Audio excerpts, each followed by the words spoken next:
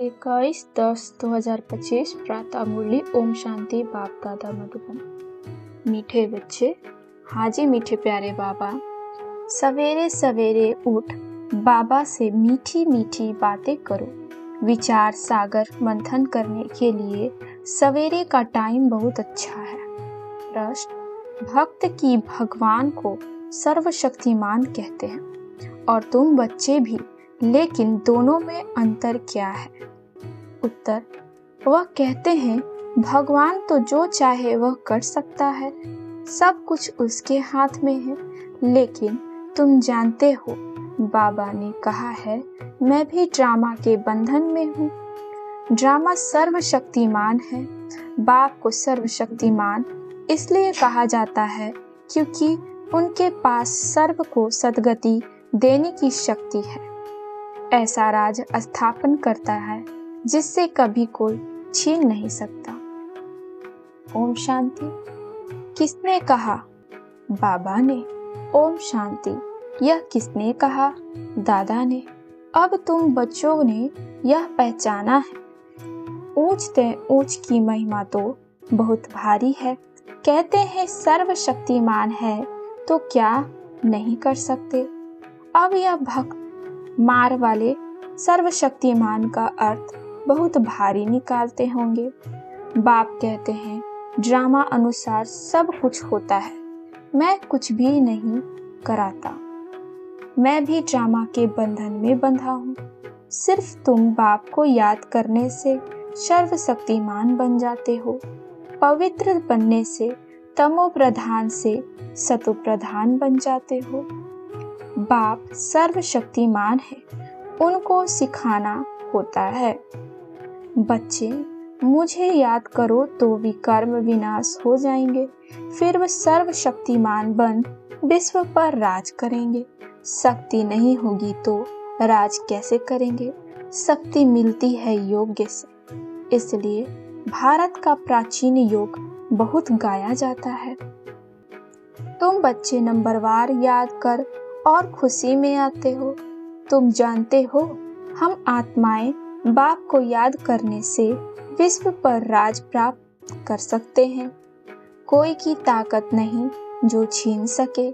ऊंचते ऊंच बाप की महिमा सब करते हैं, परंतु समझते कुछ नहीं। एक भी मनुष्य नहीं जिसको यह पता हो कि यह नाटक है। अगर समझते हो कि यह नाटक है तो शुरू से अंत तक वह याद आना चाहिए, नहीं तो नाटक कहना ही रॉन्ग हो जाता है। कहते भी हैं यह नाटक है, हम पाठ बजाने आए हैं, तो उस नाटक के आदि मध्य अंत को भी जानना चाहिए ना।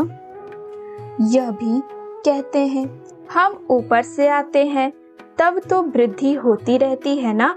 सतयुग में तो थोड़े मनुष्य थे, इतनी सब आत्माएं कहाँ से आई, यह कोई समझते नहीं। यह अनादि बना बनाया अविनाशी ड्रामा है जो आदि से अंत तक रिपीट होता रहता है।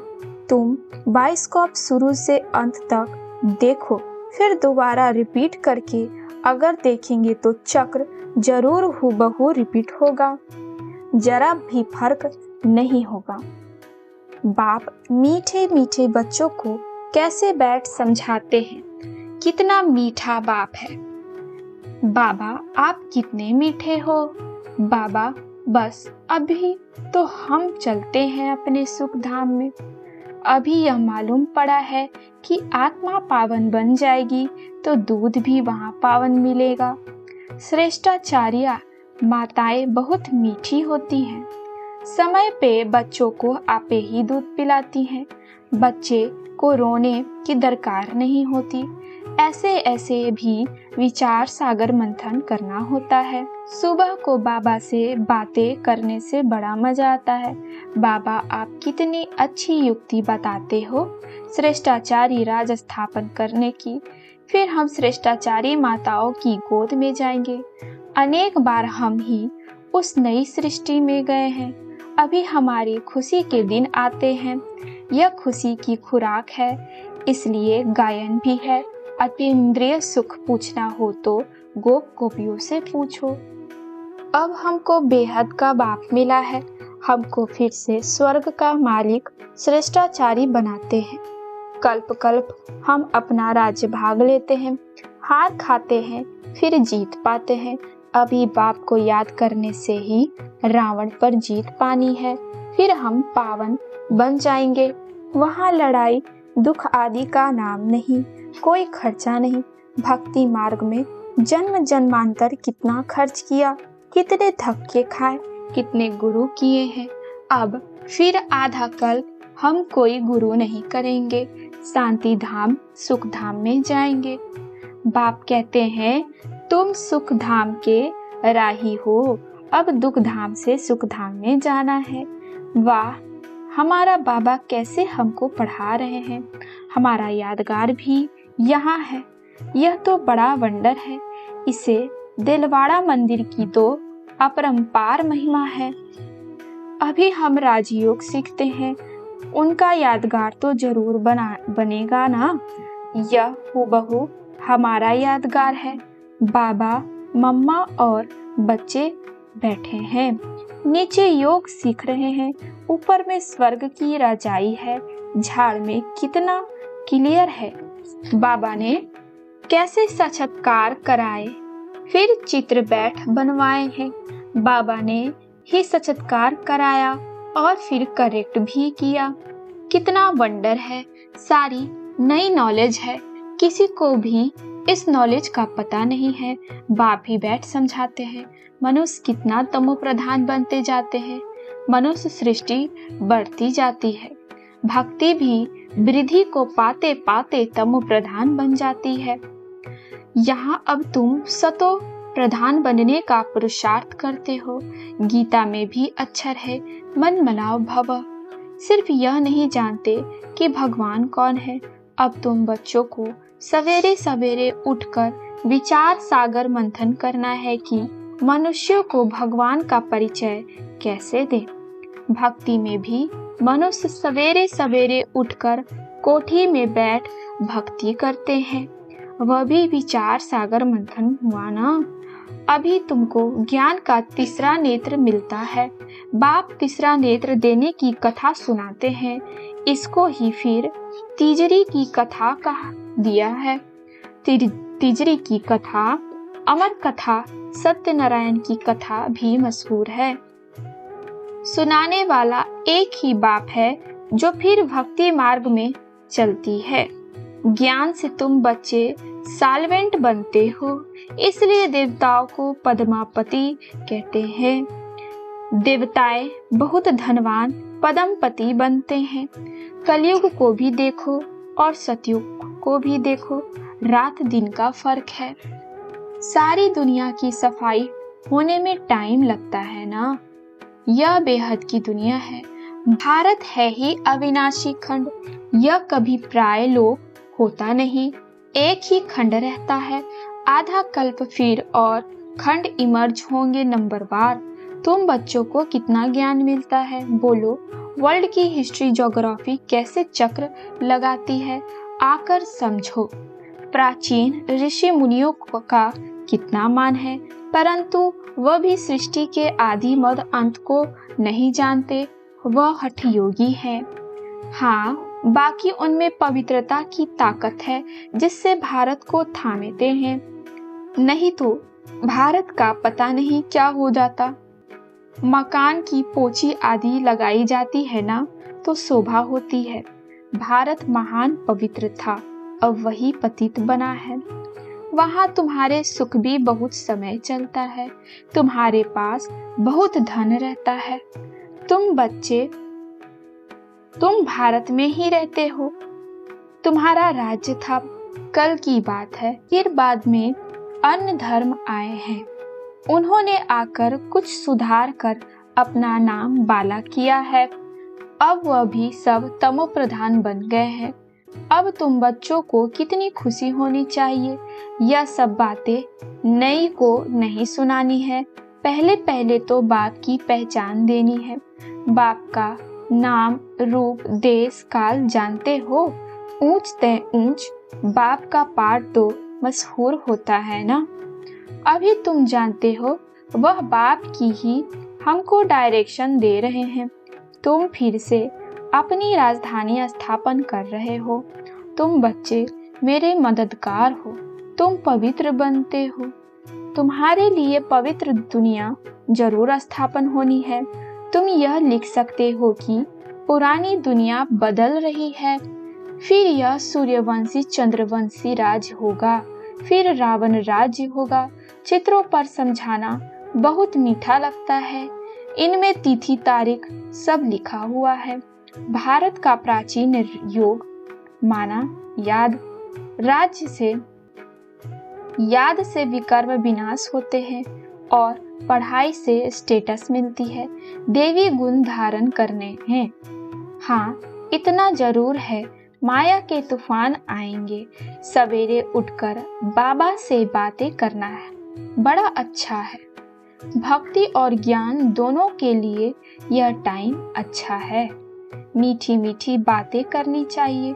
अभी हम श्रेष्ठाचारी दुनिया में जाएंगे। बुढ़ों के दिल में तो यह रहता है ना कि हम शरीर छोड़ गर्भ में जाएंगे। बाबा कितना नशा चढ़ाते हैं। ऐसी ऐसी बातें बैठ करो तो भी तुम्हारा जमा हो जाए। शिव बाबा हमको नरकवासी से स्वर्गवासी बना रहे हैं। पहले पहले हम आते हैं, सारा ऑलराउंड पार्ट हमने बजाया है। अब बाबा कहते हैं इस छीछी चोले को छोड़ दो, देह सहित सारी दुनिया को भूल जाओ। यह है बेहद का सन्यास। वहाँ भी तुम बूढ़े होंगे तो साक्षात्कार होगा। हम बच्चा बनते हैं, खुशी होती है। बचपन तो सबसे अच्छा है। ऐसे ऐसे सवेरे बैठ विचार सागर मंथन करना है। पॉइंट्स निकालेगी तो तुमको खुशी होगी। खुशी में घंटा 1.5 घंटा बीत जाता है। जितना प्रैक्टिस होगा उतनी खुशी बढ़ती जाएगी। बहुत मजा आएगा। और फिर घूमते फिरते याद करना है। फुर्सत बहुत है। हाँ, विघ्न पड़ेंगे, उसमें कोई शक नहीं। धंधे में मनुष्य को नींद नहीं आती। सुस्त लोग नींद करते हैं। तुम जानते हो, तुम जितना हो सके शिव बाबा को याद करते रहो। हमको बुद्धि में रहता है। शिव बाबा के लिए हम भोजन बनाते हैं। शिव बाबा के लिए हम यह करते हैं। भोजन भी शुद्ध से बनाना है। ऐसी चीज ना हो जिससे खिटपिट हो जाए। बाबा खुद भी याद करते हैं। अच्छा, मीठे मीठे सिकलंदे बच्चों प्रति माता पिता बाप दादा का याद प्यार और गुड मॉर्निंग। रूहानी बाप की रूहानी बच्चों को नमस्ते। हम रूहानी बच्चों की ओर से रूहानी माता पिता बाप दादा को याद प्यार और गुड मॉर्निंग, नमस्ते बाबा। धारणा के लिए मुख्य है, सवेरे सवेरे उठकर बाबा से मीठी मीठी बातें करनी है। रोज खुशी की खुराक खाते हुए अतीन्द्रिय सुख का अनुभव करना है। सतयुगी राजधानी स्थापन करने में बाप का पूरा मददगार बनने के लिए पावन बनना है। याद से भी कर्म विनाश करने हैं। भोजन भी शुद्ध बनना है। वरदान है, दिव्य गुणों के आवाहन द्वारा सर्व अवगुणों की आहुति देने वाले संतुष्ट आत्मा भव। दिव्य गुणों के आवाहन द्वारा सर्व अवगुणों की आहुति देने वाले संतुष्ट आत्मा भव। जैसे दीपावली पर विशेष सफाई और कमाई का ध्यान रखते हैं, ऐसे आप भी सब प्रकार की सफाई और कमाई का लक्ष्य रख संतुष्ट आत्मा बनो। संतुष्टता द्वारा ही सर्व दिव्य गुणों का आवाहन कर सकेंगे। फिर अवगुणों की आहुति स्वतः होते जाएगी। अंदर जो कमजोरियां, कमियां, निर्बलता, कोमलता रही हुई है, उन्हें समाप्त कर अब नया खाता शुरू करो और नए संस्कारों के नए वस्त्र धारण कर सच्ची दीपावली मनाओ। स्लोगन है, स्वमान की सीट पर सदा सेट रहना है तो दृढ़ संकल्प की बेल्ट अच्छी तरह से बांध लो। मातेश्वरी जी के अनमोल महावाक्य। इस अविनाशी ईश्वरीय ज्ञान प्राप्त करने के लिए कोई भी भाषा सीखनी नहीं पड़ती।